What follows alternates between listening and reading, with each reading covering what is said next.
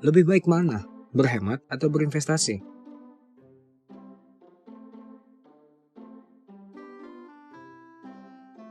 Mungkin di zaman sekarang ini banyak orang berpikir, pastilah berinvestasi jauh lebih baik daripada berhemat. Kita juga cukup setuju sih. Tapi yang perlu diingat, berinvestasi tanpa berhemat itu tak akan cukup. Bahkan terkadang, berhemat bisa jadi lebih baik daripada berinvestasi yang tidak dibarengi dengan berhemat. Terutama jika keuangan kita masih tergolong kecil. Sekarang ini, mari kita coba bandingkan contoh keuangan dari orang yang berinvestasi dibandingkan dengan orang yang berhemat. Yang pertama adalah Loki. Loki memiliki penghasilan 5 juta per bulan. Pengeluaran untuk kebutuhan pokoknya sebesar 2,5 juta per bulan. Dia menyisihkan uangnya untuk investasi di saham sebanyak 1 juta per bulan. Dan terakhir, dia punya pengeluaran untuk hiburannya sebesar 1 juta per bulan. Sehingga sisa tabungannya adalah 500.000 untuk setiap bulannya.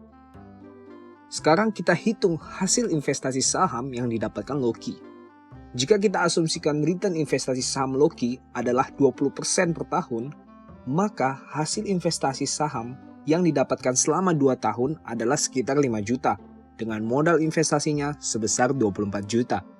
20% per tahun itu merupakan return rata-rata yang sudah sangat cukup baik dalam investasi saham. Karena Loki menabung 500.000 setiap bulan, maka selama 2 tahun atau 24 bulan, total tabungannya menjadi sebesar 12 juta. Jadi jika kita jumlahkan semuanya, kekayaan Loki selama 2 tahun adalah 5 juta dari hasil return investasinya, 24 juta dari modal investasinya, dan 12 juta dari uang yang ditabungnya. Sehingga total kekayaan Loki menjadi 41 juta. Sekarang kita bandingkan dengan Tony. Tony memiliki penghasilan 5 juta per bulan, sama seperti Loki. Pengeluaran kebutuhan pokoknya 2,5 juta per bulan. Pengeluaran untuk hiburannya 500.000 per bulan, hanya 500.000 lebih kecil dibandingkan Loki. Oleh karena itu, sisa tabungannya menjadi 2 juta per bulan. Tony tidak berinvestasi saham, namun dia menekan pengeluaran hiburannya menjadi 500.000 lebih kecil dibandingkan Loki. Lalu berapa uang yang telah dikumpulkan Tony selama 2 tahun? Karena Tony menabung 2 juta per bulan selama 24 bulan, maka total tabungannya adalah 48 juta. Total kekayaan Tony selama 2 tahun adalah 48 juta, lebih besar dibandingkan Loki yang hanya 41 juta. Ternyata kekayaan Tony lebih besar 7 juta dibandingkan Loki yang sudah berinvestasi saham. Loki yang sudah susah payah menganalisis dan belajar saham, sudah menghabiskan waktunya untuk memperhatikan kondisi market, namun ternyata kekayaan Tony tetap lebih besar. Padahal Tony hanya berusaha untuk menekan biaya pengeluaran dengan cara mengurangi pengeluaran hiburannya saja. Sepertinya menekan pengeluaran untuk hiburan kita sebanyak 500.000 saja per bulan itu tidak terlalu sulit.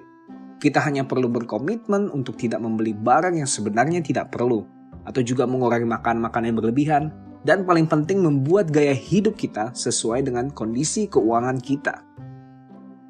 Tadi kita juga mengasumsikan return investasi saham Loki adalah sebesar 20% per tahun. Return yang sudah sangat cukup bagus dalam berinvestasi saham. Bagaimana jika ternyata Loki mengalami rugi dalam investasinya? Kita bayangkan lagi jika Tony juga berinvestasi saham. Pastilah kekayaannya akan jauh lebih besar lagi dibandingkan Loki. Banyak orang yang sukses mencapai financial freedom dengan berinvestasi saham seperti Warren Buffett ataupun Pak Lo Keng Hong dari Indonesia. Tapi kita perlu ingat juga bahwa dalam perjalanan investasi mereka, baik Pak Lo Keng Hong ataupun Warren Buffett juga hidup dengan sangat hemat. Mereka bukan hanya berinvestasi, namun mereka juga berhemat. Warren Buffett, orang yang selalu menduduki 5 orang terkaya di dunia, di beberapa tahun terakhir ini, tinggal di rumah yang sama selama 64 tahun. Pak Lo Keng Hong, walaupun hartanya sudah mencapai triliunan, dia hanya selalu menggunakan baju sederhana, dengan sepatu merek Bata dan juga jam Seiko yang tergolong sangat murah untuknya. Hasil uang yang mereka dapatkan dari berhemat itulah yang mereka investasikan kembali, sehingga hasilnya bisa berlipat ganda. Jadi sebaiknya kita berhemat atau berinvestasi nih? Pasti kalian sudah tahu jawabannya. Untuk mencapai kondisi keuangan yang baik, lakukanlah kedua-duanya. Jangan sampai kita yang sudah berinvestasi malah kalah dengan orang yang hanya berhemat saja. Dengan berinvestasi dan berhemat, kita akan lebih cepat untuk mencapai financial freedom.